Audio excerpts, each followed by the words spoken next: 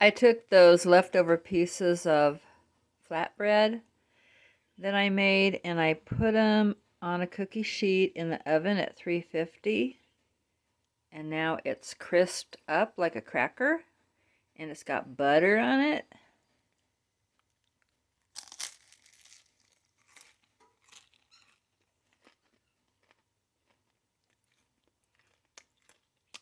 If you're craving a cracker, this is the thing to do.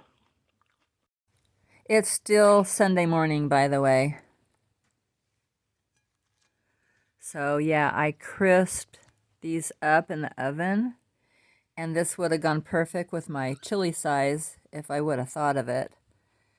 I know some people like to crumble up crackers in chili, but this is so good. If you're craving some crackers or something crunchy, and you make that flatbread,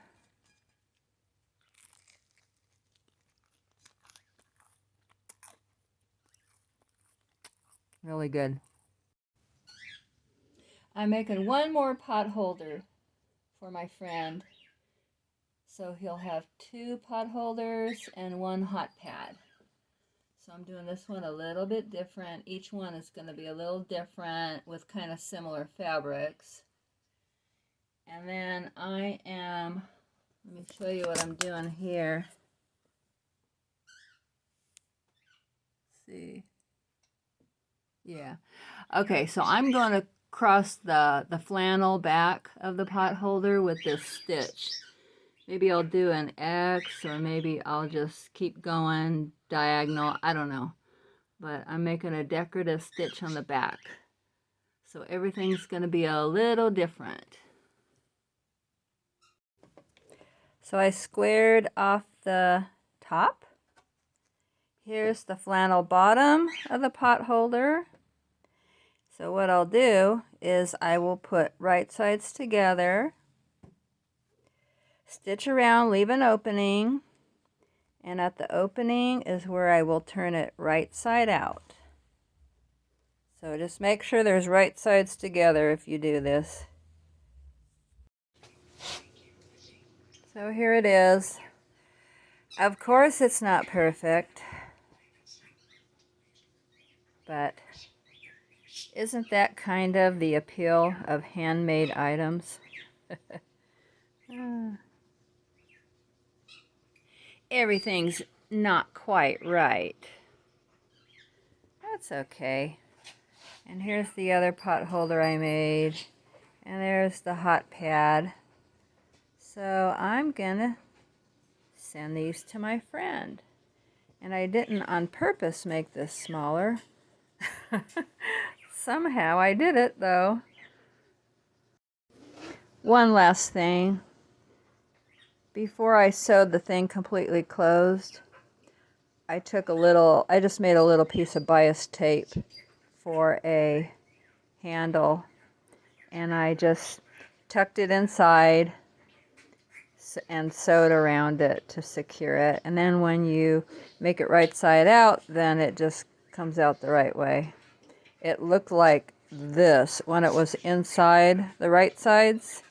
It looked like that inside, and then when I turned the right sides out, then this came out, and then it's secured right there. I got this idea to make something to push up against my drafty back door. So I had these 2 pillow shams that were going to be thrown away, but I retrieved them when my son cleaned out his room. So I have cut off the edge, one edge of each one. I'm going to sew these 2 together and make a really long strip. I just cut off the piping, and I have attached the 2 pillow shams together right here. I squared off the edges. So here's what I got. Okay, I turned the end of these inward. This is inside out right here. Okay, turn this inward. Okay, And I just brought the edges together. So I got an inside out tube. So now I'm going to right side it out. Now, these are 2 rugs that are not cleanable. You put them in the washer and dryer, or just the washer. If you put it in the washer, they're not really clean. Everything sticks to it. And this backing here, I don't know, it just feels like it's gonna fall apart. So I never put it in the dryer at all. But they have lost their grip. They slide around on the floor. So I don't like that because that's a slip hazard.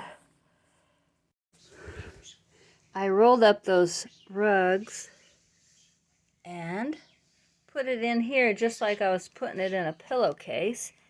And I think I'm just going to sew the ends shut. This is why I never throw anything away, because I will inevitably regret it. See, there's a lot of gaps. And I would push the rug up, but it would just kind of fall over. Yeah, I don't think this is going to fall over. Okay, that should save on my energy bill.